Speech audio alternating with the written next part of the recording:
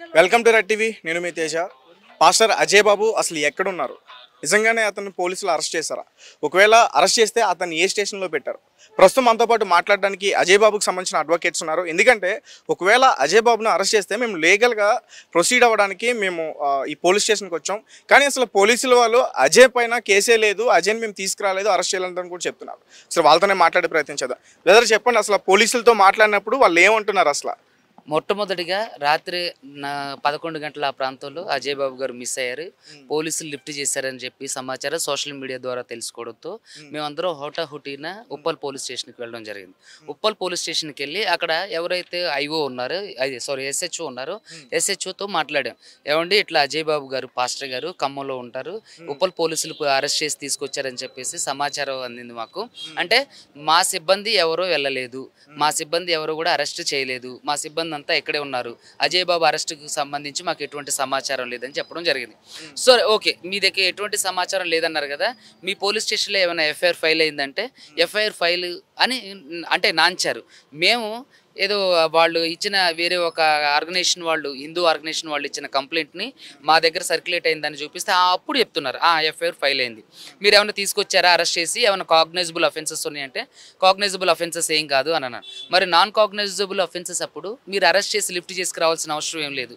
ఆయన తీవ్రవాది కాదు, లేకపోతే ఒక అంతర్రాష్ట్ర దొంగ కాదు, లేకపోతే అమ్మాయిల్ని సప్లై చేసే ఆయన కాదు, విమెన్ ట్రాఫికింగ్ తర్వాత ఇలాంటివి చేసేవాళ్ళు కాదు కదా, ఇంత అర్జెంటుగా తీసుకురావాల్సిన పని ఉంది అని అంటే అసలు మాకు సంబంధం లేదు, మా సిబ్బంది వెళ్ళలేదు అని అన్నారు.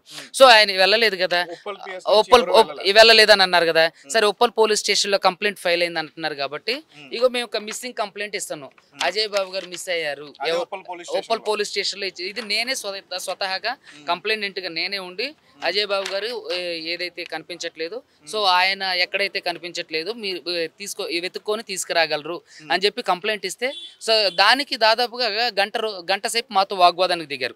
బ్రదర్ పోలీసులు వాళ్ళే ఆ వాగ్వాదానికి దిగారు. ఏమంటే నేను హైకోర్టు న్యాయవాదిని, ఎన్నో కేసులు చేశా, కనీసం మీరు మాకు కనీస రెస్పాన్సిబిలిటీ కూడా మాకు చేయట్లేదు అని అంటే స్టేషన్ సిఐ గారు ఫోన్ చేశారు.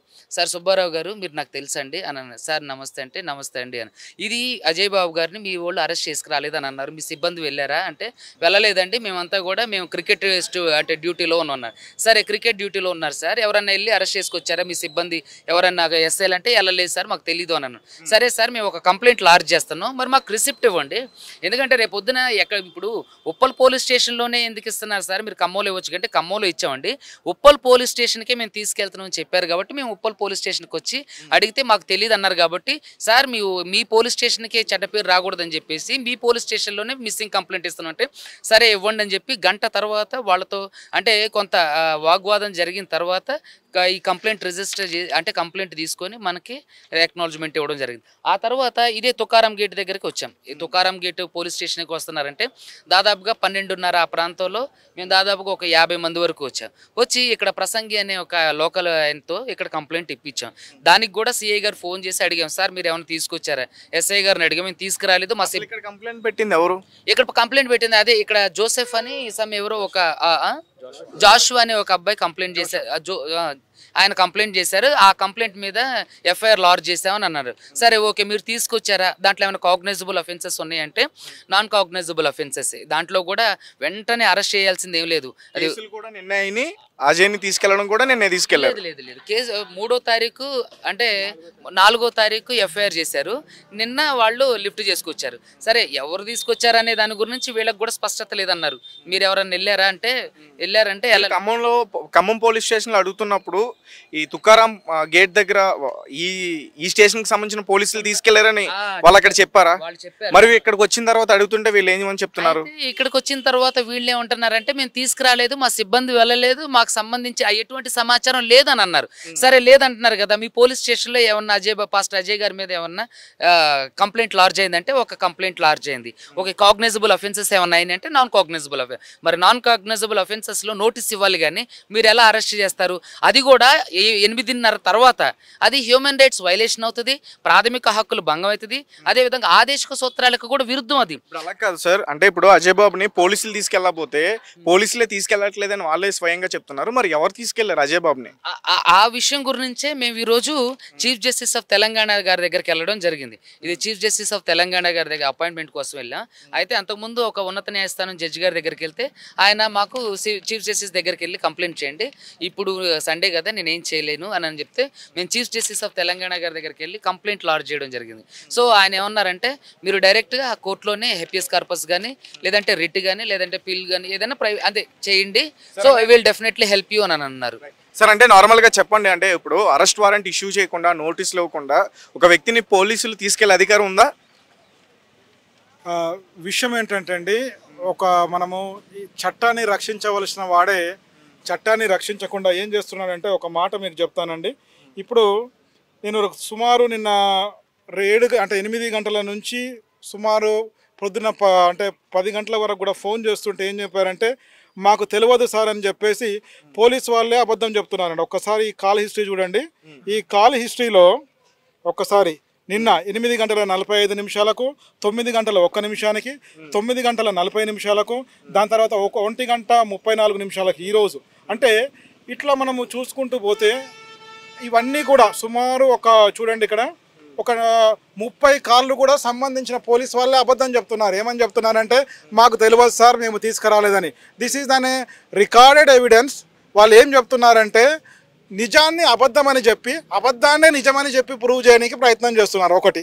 రెండో విషయం, నేను నిన్న మీకు చెప్పినటువంటి విషయం కూడా మరి ఏం చెప్పానంటే, మరి 7 గంటల 5 నిమిషాలకు అతన్ని తీసుకొని పోయిన తర్వాత సివిల్ డ్రెస్లో సంబంధించినటువంటి టౌన్ పోలీస్ స్టేషన్కు 1కి 10 సార్లు అడిగినప్పుడు కూడా ఏం చెప్పలేదు. 1కి 10 సార్లు అడిగినప్పుడు వెంటనే మేము నోటీస్ తిరిగి పంపగానే మళ్ళీ అక్కడ ఉన్నటువంటి సిఐ గారు ఫోన్ చేసి, సార్ నాకు కూడా డౌటే ఉంది, కానీ సస్పెక్టింగ్ ఏంటంటే నేను కూడా ఏమీ అరెస్ట్ ఇంటిమేషన్ అనేది నేను అడగలేకపోయినా పోలీస్ వాళ్ళే కావచ్చని. నేను ఇందాక చెప్పినట్టుగా ఒక మనిషిని అరెస్ట్ చేయాలంటే వాని దగ్గర పాస్పోర్ట్ ఉండాలి, ఒక దగ్గర నుంచి ఒక దగ్గరికి ట్రావెల్ చేయాలంటే మూమెంట్ రిజిస్టర్ ఉండాలి, ఒక దగ్గరికి వెళ్ళాలంటే వాడి డ్రెస్లో వెళ్ళాలి, దేని కొరకు వచ్చిండ్రు, దేని కొరకు తీసుకుపోతుండ్రు, దేని కొరకు తీసుకుపోవాలనేది కూడా దాంట్లో రాసి ఉండాలి.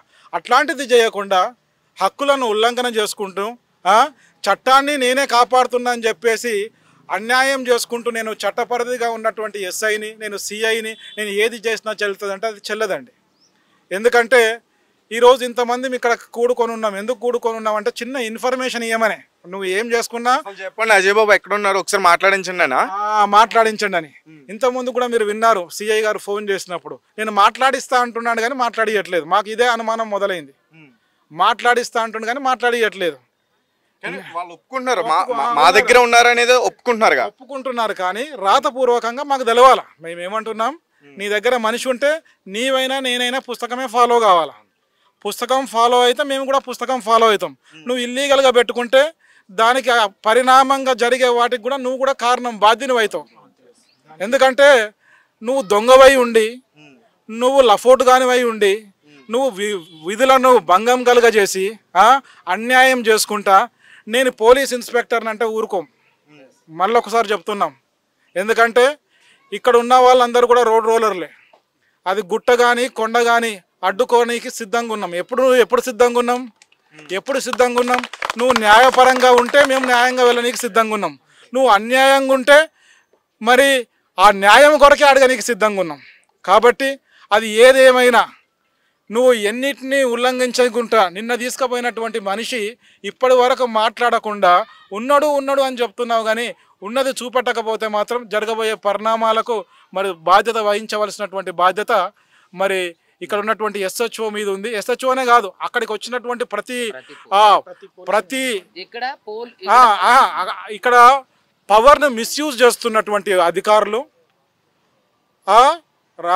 మరి ఆ అధికారులు అందరి మీద ఉందండి పవర్ను. ఎవరైతే మిస్యూజ్ చేస్తుండ్రో, దాని తర్వాత అబ్యూస్ అంటే దాన్ని మిస్యూజే కాదు, దాన్ని వాళ్ళ ఇష్టానుసారంగా ఉపయోగించుకుంటున్నారు. కాబట్టి అట్లా చేసుకుంటే మాత్రం కుదరదు. మనకు కావాల్సింది ఏంది, విషయం ఏం జరిగింది, ఏమైంది, దేని కొరకు తీసుకొచ్చిన ఆ చిన్న ఇన్ఫర్మేషన్ ఇస్తే చాలండి.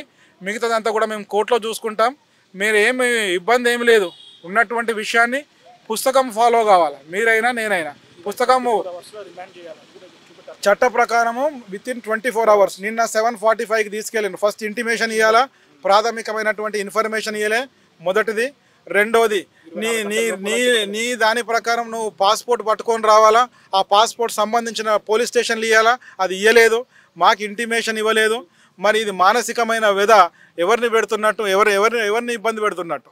కాబట్టి నేను అనేది ఏంటంటే చట్టపరంగా కొన్ని చర్యలు తీసుకున్నాం. ఆల్రెడీ మేము కొన్ని కంప్లైంట్స్ కూడా చేస్తాం సంబంధించిన అధికారులకు. ప్రతి అధికారికి కూడా ఏం జరిగిందని చెప్పి నోటీస్ ఇచ్చాం. ఆ నోటీసుకు కూడా స్పందనగా సార్ మా వాళ్ళు మీకు ఇంటిమేషన్ ఇస్తారని చెప్పేసి అంటున్నారు, కానీ ఇంత మటుకు ఎటువంటి ఇంటిమేషన్ రాలే. కాబట్టి మేము అనేది ఒకటే, మీరు ఏది చేసినా చట్టపరంగా లోబడి ఉంటే మేము దాన్ని ఒప్పుకోనికి సిద్ధంగా ఉన్నాం. లేదంటే దానికి సంబంధించినటువంటి పరిణామాలు మీరు ఎదుర్కొంటే అది మీ ఇష్టం. అది ఎందుకంటే మనము అందరూ కూడా వ్యక్తులు చెప్పే వాటి మీద ఆధారపడి వాళ్ళు ఏది చెప్తే, మరి చట్టానికి లోబడి చెప్తే విననీకి ఇక్కడ ఉన్నటువంటి ప్రతి వ్యక్తి కూడా, అంటే ఒక ప్రతి కార్యకర్త కూడా సిద్ధంగా ఉన్నాడు. ఎందుకంటే ప్రతి వ్యక్తి ఇక్కడ ఉన్నటువంటి వాళ్ళందరూ కూడా తమ హక్కుల కొరకు పోరాడే వాళ్ళు, వేరే మాదిరే కాదండి. ఒక నిమిషం వాళ్ళ బ్రదర్తో మాట్లాడదాం. సార్ చెప్పండి, అంటే ఇప్పుడు అజయ్ పాస్టర్ పేరు అసలు అజయ్ కాదు, అసలు క్రిస్టియనే కాదు, అతను ఒక ఎర్రప్ప, వాళ్ళ అమ్మ పేరు ఆంకాలమ్మ, వాళ్ళ నాన్నగారి పేరు కోటయ్య. సో ఇవన్నీ కూడా బయటకు వస్తున్నాయి ఎప్పుడైతే ఈ కేసులన్నీ పెట్టారు. ఇప్పుడు ఆయన క్రిస్టియనా కాదనేది పక్కన పెడితే అసలు నువ్వు ఎందుకు అరెస్ట్ చేసినావు అది చెప్పమంటున్నావు మేము. ఇప్పుడు అజయ్ బాబు క్రిస్టియనా కాదనేది లోకానికి తెలుసు, ప్రపంచానికి తెలుసు. అతని మీద ఎందుకు కేసులు పెడుతున్నారో పెట్టోడికి తెలుసు. నేను వాళ్ళ బ్రదర్గా, ఓన్ బ్రదర్, నేను నా పెద్ద ఆయన్ని, నా తర్వాత ఆయన అజయ్ బాబు. మేమేం అడుగుతున్నామంటే అజయ్ బాబుని మీరు అరెస్ట్ చేశారు, అరెస్ట్ చేసే ముందు 41 నోటీస్ ఇచ్చారా? ఒకటి మెయిన్ పాయింట్. రెండోది, అరెస్ట్ చేయడానికి వెళ్ళినప్పుడు కనీసం ఏ పోలీస్ స్టేషన్కి తీసుకెళ్తున్నాం అనేది వాళ్ళ ఫ్యామిలీకి చెప్పారా? మా మరదలకు కానీ మా పిల్లలకు కానీ చెప్పారా? లేదు. మూడోది ఏంటంటే urban police station Khammam police స్టేషన్లో, అర్బన్ పోలీస్ స్టేషన్లో మీ భర్త మీద కేసు ఫైల్ అయిందమ్మా, ఎక్కడికి తీసుకెళ్తున్నాం అని చెప్పి ఖమ్మం పోలీస్ స్టేషన్ కానీ తీసుకొచ్చి మీరు హైదరాబాద్ ఎట్లా తీసుకొస్తారు? పోలీసు వాళ్ళు మీరే దొంగ మాటలు చెప్తే జనమే అడిగి పోవాలి. మీరు మాట్లాడారా అజయ్ గారితో అంటే ఈ కేసుకి సంబంధించి? లేదండి, మాకు అసలు ఎక్కడుండో మనిషి తెలియదు కదా. రాత్రి 11:30కు వచ్చాం మేము. 11:30 నుంచి ఇప్పుడు ఎంత అయింది టైం? ఇంకొక 10 నిమిషాలు, ఇంకొక 5 నిమిషాలు, ఇదిగో వస్తుండే అదిగో వస్తుండే అంటున్నారు. అసలు మా తమ్ముడు ఉన్నాడా చంపేశారా? మాకు అది కావాలి. మా తమ్ముడు ఉన్నాడా చంపేశారా? మేమేమంటున్నాం? ఇప్పుడు లాయర్ గారు ఏం చెప్పారు? మేము లీగల్గా ప్రొసీడ్ అవుతాం. ఒకవేళ అజయ్ బాబు చేసింది తప్పే అని మీరు నిరూపించగలిగితే, ఎఫ్ఐఆర్ అయింది కాబట్టి మీరు మనిషిని చూపించండి, కోర్టు పరంగా మేము ప్రొసీడ్ అవుతాం. అసలు మనిషే లేడు ఇక్కడ. ఈ పోలీస్ స్టేషన్లో కూడా లేరు. ఉప్పలకు బొమ్మంటున్నారు, ఉప్పలకు పోతేనేమో ఇక్కడికి బొమ్మంటున్నారు, ఇక్కడ పోతేనేమో సిసిఎస్ అంటున్నారు. అసలు ఇక్కడ కాదు, కొంతమంది రాజమండ్రి అంటున్నారు. పొద్దునెవరు ఒక ఆయన న్యూస్లో ఇచ్చాడు, అజయ్ బాబు రాజమండ్రిలో ఉన్నాడు, నేను పోలీసు వాళ్ళతో మాట్లాడాను. ఇవన్నీ ఫేక్ న్యూస్. తమ్ముడు ఇక్కడే ఉన్నాడు అజయ్ బాబు. రాత్రి 11:30కి అజయ్ బాబుని హైదరాబాద్ గేట్ దగ్గర ఉన్నారు. అజయ్ బాబు వాళ్ళ అదుపులోనే ఉన్నారు, పోలీసుల అదుపులో. రాత్రి 11:40కి పోలీసు వాళ్ళు తీసుకొచ్చారు. ఉదయం 9 గంటలకు మళ్ళీ బయటికి తీసుకెళ్లారు. ఎక్కడికి తీసుకెళ్లారు అనేది మాకు చెప్పి, వాళ్ళకి సంబంధించిన, ఇప్పుడు నేనున్నానండి, నేను సొంత అన్నయ్యని, బయట కాదు, నేను సొంత అన్నయ్యని. నేనేమడుగుతున్నా అంటే నా తమ్ముడిని ఒకసారి చూపించండి. మాట్లాడవసరలా, ఇదిగో బాబు మీ తమ్ముడు బతికే ఉండు అజయ్ బాబు, మేము ఈ కేసు మీద అరెస్ట్ చేసాం, ఈ కేసు మీద ఈ సబ్ జైలుకి పంపిస్తున్నాం, మీరు కోర్టు పరంగా ఏదైనా ఉంటే ప్రొసీజర్ చూసుకోండి అని చెప్పి చూపించండి. అలాగే ప్రవీణ్ పాస్టర్ ఇష్యూ వచ్చినప్పుడు అజయ్ బాబు నెక్స్ట్ టార్గెట్ అని అతనే చెప్పుకోవడం, అలాగే కొన్ని నోట్లు కూడా రావడం ఫేస్బుక్, యూట్యూబ్ ఛానల్స్లో కూడా నేను నెక్స్ట్ వేసేది నిన్న అన్నట్టుగా పోస్టులు పెట్టారు నా మీద అని అజయ్ బాబు కూడా చెప్పారుగా. అన్న నేను దేని గురించి మాట్లాడదలుచుకోలేను. నా పాయింట్ ఏంటంటే నా తమ్ముడు ఎక్కడ? ప్రవీణ్ గారిని చంపారా, అజయ్ బాబు గారిని చంపుతారా, ఇవన్నీ నాకొద్దు. నా తమ్ముడు అజయ్ బాబు ఎక్కడ? ఏం తప్పు చేస్తే మీరు తీసుకొచ్చారు? ఏ సెక్షన్లు పెట్టారు? 24 గంటల్లో కోర్టుకి రిమాండ్ చేయాలి మీరు. ఒక వ్యక్తిని అరెస్ట్ చేసినప్పుడు 24 గంటలు దాటిపోయింది, ఇంతవరకు ఎందుకు మీరు చూపించట్లేదు? మాకొద్దు, మీడియాకు చూపించమనండి.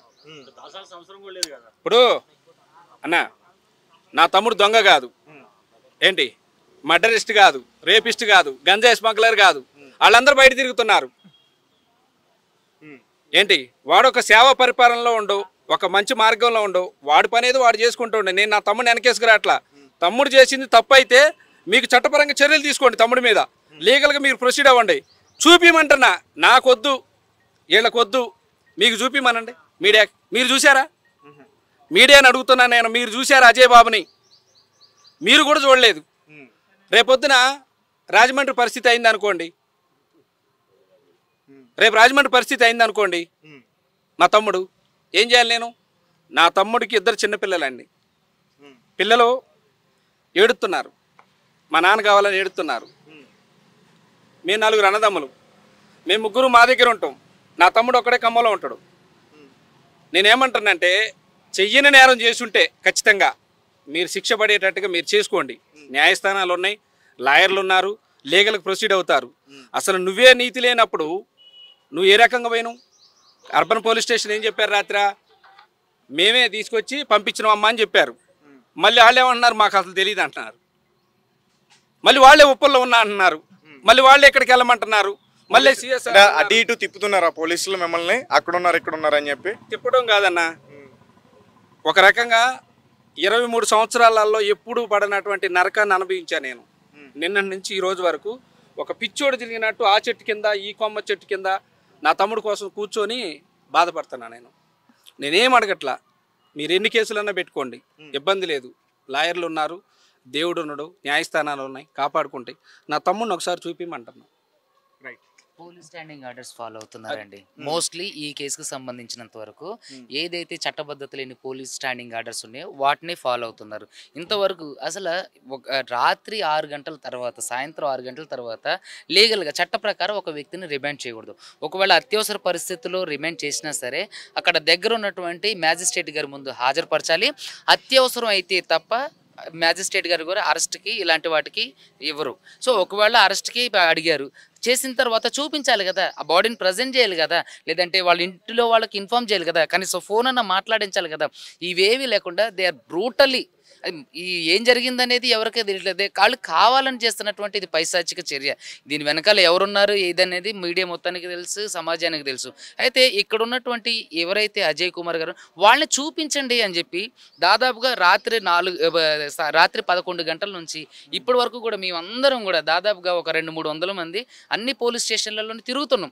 మా దగ్గరకు ఫస్ట్ అంటారు మా దగ్గరకు రాలేదు, తోకారం గేట్ దగ్గరికి వెళ్ళారంటారు. తోకారం గేట్ వాళ్ళు మా దగ్గరకు రాలేదు, సిసిఎస్కి వెళ్ళారంటారు.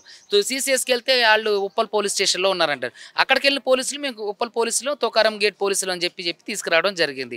ఖమ్మం వాళ్ళే తీసుకొచ్చి మేము పంపిస్తాం అన్న వాళ్ళు అసలు మాకు తెలియదు అని అంటున్నారు. సో దీని మొత్తాన్ని, ఈ సినారియో మొత్తాన్ని ఏ విధంగా చూడాలి?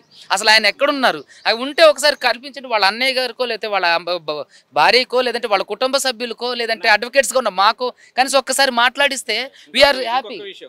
చిన్న రిక్వెస్ట్, ఇప్పుడు తమ్ముడిని తీసుకురావడానికి వెళ్ళింది మహారాష్ట్ర కారు, తెలంగాణ కారు కాదు. నెంబర్ ఉంది, ఎంహెచ్ఎన్ ఉంది, మహారాష్ట్ర. తెలంగాణలో పోలీసులు తీసుకెళ్ళడానికి వెళ్ళినప్పుడు మహారాష్ట్ర కారు ఎందుకు? అండ్ నువ్వు మహారాష్ట్ర తీసుకుపోయినవా లేకపోతే తెలంగాణ తీసుకొచ్చినవా క్లారిటీ లేదు ఒకటి. రెండోది, రాత్రి నుంచి అజయ్ బాబు కనపట్లేదు, అజయ్ బాబు కనపట్లేదు అని ఎప్పుడైతే స్ప్రెడ్ అయిందో రాత్రి 8:40కి అరెస్ట్ చేశారు నా తమ్ముడిని. ఏంటి ఇవాళ మధ్యాహ్నం 2 గంటలకు నోటీస్ పంపించారు వాట్సాప్లో, ఇదే పోలీస్ స్టేషన్ నుంచి. మా మరదలకి ఇంటికి మీ ఆయన గారు మేమే అరెస్ట్ చేసినాం అని చెప్పి 2 గంటలకు నోటీస్ పంపించారు ఫోన్లో. అది మహారాష్ట్ర కారు. నీకు మహారాష్ట్ర కారు ఎందుకు? నా తమ్ముడిని అరెస్ట్ చేయడానికి తెలంగాణలో కార్లు లేవా? అంటే మీ ఏదైనా జరిగితే మేము కాదు తీసుకుపోయింది, మహారాష్ట్ర వాడు తీసుకుపోయిండేమో, ఆడ చచ్చిండేమో అని చెప్పడం కోసం అది. అన్న మీరు కూడా, నేను చేతులు ఎత్తి దండం పెట్టి చెప్తున్నా, ఎందుకంటే ఎవరిదైనా ప్రాణమే, ఎవరిదైనా ప్రాణమే. మా సొంత తమ్ముడు కదా, మాకు బాధ ఉంటుందిగా, అవునా కదా? మీరు ఇప్పటికి 4-5 సార్లు వచ్చారు, మీరు చూస్తున్నారు, నేను మీడియా ముందుకు రాలా. ఎందుకంటే నాకు సంబంధం లేని విషయం అది. పాస్టర్లా ఇంకోటి కాదు. నా తమ్ముడు అని వచ్చిన, నా సొంత తమ్ముడు కాబట్టి వచ్చిన. నా తమ్ముడు ఒక మంచి యజ్ఞం మీద ఉండు, వాడికి సపోర్ట్ చేయాలనే ఆలోచన. ఇక్కడున్న వీళ్ళెవరు అన్న, వీళ్ళకేం సంబంధం? ఒక మంచి వ్యక్తి అనే కదా వచ్చింది. ఇక్కడ కాదు, ఖమ్మంలో మొత్తం రాత్రి 200 మంది పాస్టర్స్ పాపం రాత్రి 1 గంట దాకా ఉన్నారు. నా తమ్ముడికి బ్రెయిన్ స్టోమర్ ఉందన్న, వాడు టాబ్లెట్ వేసుకోకపోతే కింద పడిపోతాడు. ఇంకొకటి, 7 సంవత్సరాల క్రితం 2 కాళ్ళు 2 చేతులు చచ్చిపడిపోయినాయి అజయ్ బాబు. చూడటానికి అహంకారంగా ఉంటాడు, వాడి దగ్గర ఏమీ లేదు, అసలు ఏమీ లేదు. నా బాధ ఏంటంటే ఒకవేళ పోలీసు వాళ్ళు కనుక ఏమైనా మ్యాండాల్ చేశారనుకోండి, కొట్టడం కానీ ఏదన్నా, అసలు ఆడు పనికే రాడు. ఈ అంత పెద్ద కేసులు కాదన్న. ఒక పాస్టర్ గారి మీద కేసు పెట్టాడు. ఇంకొక హిందూ సోదరుడు ఒక క్రిస్టియన్ మీద కేసు పెట్టాడు. నువ్వు లీగల్గా ప్రొసీడ్ అవ్వు, అరెస్ట్ చేయి, కోర్టుకు పంపించు, బెయిల్ మీద బయటకు వస్తాడు. దీనికి అమ్మ గజ్జి దొంగలాగా మా దగ్గర ఒకటి మర్డర్లు చేసిండు తాటిపర్తి రామారావుని రుద్రాక్షపల్లిలో 11 మర్డర్లు, ఆడిని కూడా చేయలేట. ఎన్ని స్టేషన్లు మారుతున్నారు, ఎక్కడ ఉన్నది కూడా చూపించకపోతే ఏం కేసులు అన్నయ్యి? సో గాయస్, అంటే చూసారుగా అజయ్ బాబుని నిజానికి పోలీసులు అరెస్ట్ చేశారని ఈ రోజు మాత్రమే ఒప్పుకున్నారు.